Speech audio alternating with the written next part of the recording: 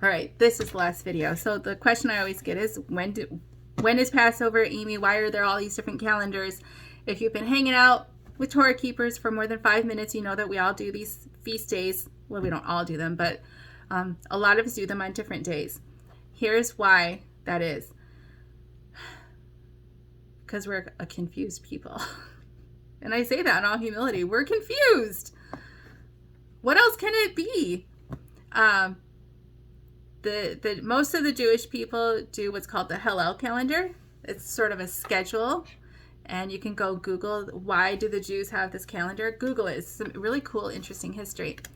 Some of us see in Scripture that the Scripture tells us how to use the sun and the moon and the stars to know when these seasons are. The word seasons in your English translations is really usually moedim, appointed times, which often means, not always, but it means these feasts or these dates with God.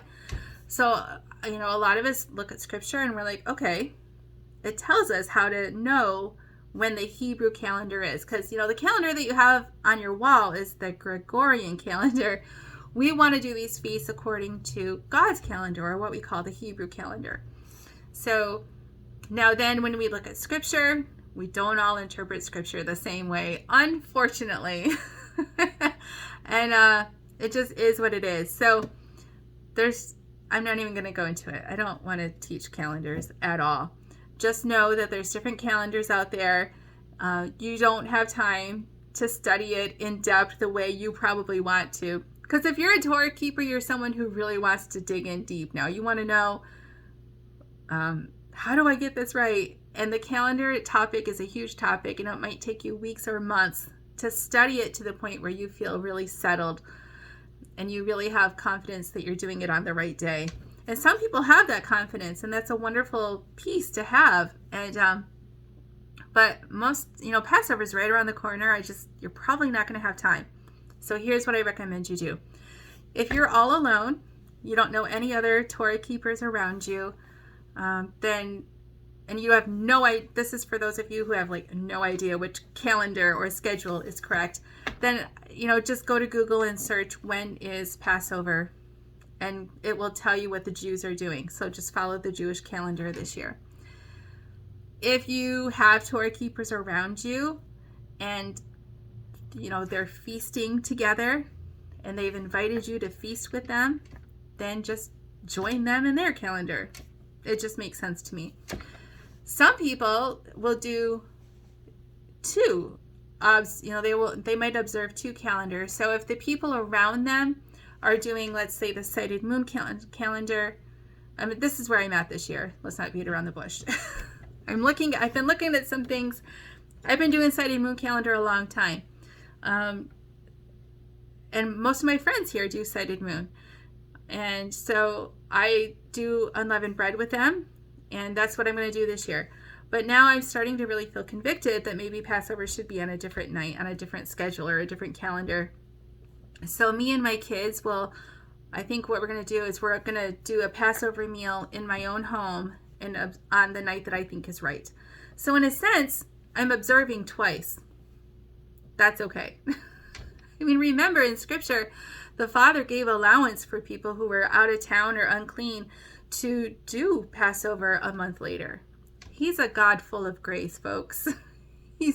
Nobody's going to hell because we do the calendar on the wrong day. But you can see it gets a little complicated. I don't think it's supposed to be complicated. We're just confused people trying to interpret Scriptures, and it doesn't mean that people who do it differently are arrogant or ignorant or any of that. It just means they interpret Scripture differently. That's how I look at them.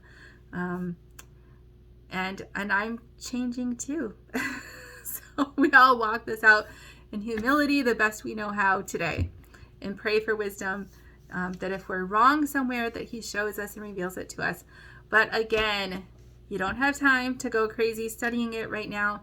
I think you should just decide which schedule you're going to be on for this coming Passover. Or maybe you do. I don't know. Maybe you have tons of time to study. You might go for it. But otherwise, just pick a time and be settled. because then you can start getting the time off work. You can start telling your kids school. My kids won't be in school on these 2 days. So the days in between, your kids can go to school. But the day at the beginning of the Feast of Unleavened Bread and the last day of Unleavened Bread, I don't think, because that's their work. Although the work is about making money, so you could make an argument for going to school. Like the work that when it talks about don't do work, that means like your profession, your occupation, which was really sowing and harvesting and maybe selling the goods at market. But you got to make plans, right? You have to make plans for unleavened bread, which means you have to know when it's coming at least a little bit. I was going to say something else. Oh, yeah. So some people, very few people, but some go away for unleavened bread, kind of like Sukkot. Most people stay home for the feast, and you'll see in one of my magazines on my website, I think I have some staycation ideas. Years that me and my kids stay home, we take we homeschool, so we take the whole week off school. I take the whole week off work, and if we're home, we might like go to a water park one day, or we go to the trampoline park another day. And we do that during the afternoons, and then we try to meet up with other believers every night, whether it's a campfire or just hanging out, or maybe everybody goes bowling together. Of course, it's such a weird year again, but you would just make it fun. And again, I have saved money all year long to make these feasts special. So the things that I tell my kids all year long, I'm not spending $40 to go to a trampoline park. During the feast, my kids know that's when we do that stuff. So staycation, but get together with believers, worship, sing, do Bible studies together, eat potluck, eat unleavened bread, do skits, tell the Exodus story all week long with different kinds of skits and things. Have fun. It's a fun time. I think in Israel it was like these feasts were huge, enormous parties. Bring out the good wine, bring out the good food, make it a big deal. Remember the big deal you used to make of the old holidays we used to celebrate? Think like that and work ahead on it. Get started early, get everybody psyched up and excited, decorate early, start making special foods early. Sometimes I think I don't celebrate the feast until the day of, but you can build hype as it gets closer. So that's all I'm going to say on the calendar. You're not going to get more out of me, not right now, especially because I'm still working through it. So I love you, sisters. I hope you all have a really, really spectacular feast. If you've never done this before, I'm really excited for you. Come back and leave comments on at least one of these and tell us how it was, and how did your kids like it, and how did your husband like it, and will you do it again?